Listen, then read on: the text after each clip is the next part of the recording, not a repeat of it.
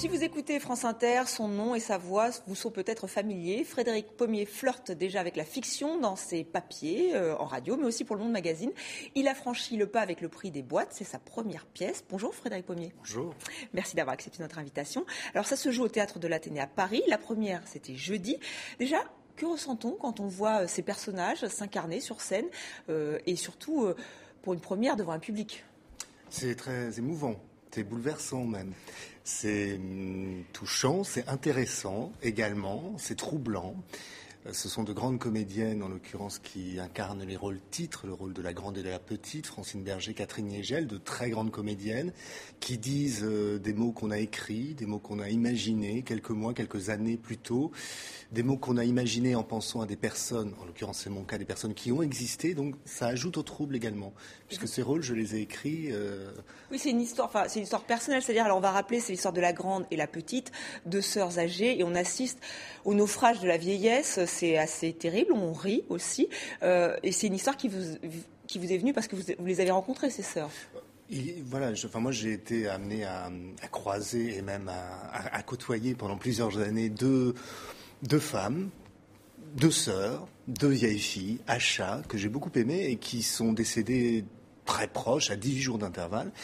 Et cette pièce, elle est née un petit peu de cette histoire. Elle est même née beaucoup de cette histoire. Donc c'est pour ça que je disais que ça ajoute un peu au trouble de voir ces personnes revivre un petit peu sous les traits de comédiennes formidables et qui disent ce texte de façon formidable également. Alors c'est une pièce qui est dure et qui nous touche tous, puisqu'on est tous amenés à vieillir. Mais il y a beaucoup d'humour, on retrouve votre humour dans vos papiers. Il fallait que ça soit un peu caustique, drôle. Oui, on peut rire de tout. Je crois... Alors, je crois d'abord qu'on peut aussi, je pense qu'on peut rire de tout. Et je pense surtout qu'il y a des sujets. Le théâtre permet de tout montrer, y compris le pire. Mais pour que ce soit supportable à regarder, il faut que ce soit un peu léger de temps en temps. Donc, ce texte-là, oui, il aborde une situation difficile. Il aborde la fin de vie et les conditions dans lesquelles, dans nos sociétés occidentales, on traite nos vieux. En les cachant, en les volant parfois, en les tapant même. Donc ça montre ces choses-là.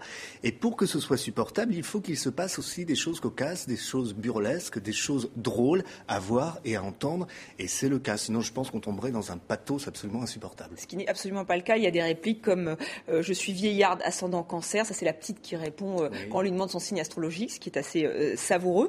On pense à Copie. Est-ce que vous aviez en tête cet auteur quand vous avez écrit le texte ? Alors moi, j'avais en tête aucun auteur. Puisque je ne connais pas très bien l'écriture de théâtre, c'est la première fois que j'ai écrit du théâtre, parce que je n'ai pas eu l'occasion d'y aller beaucoup, ni d'en lire beaucoup.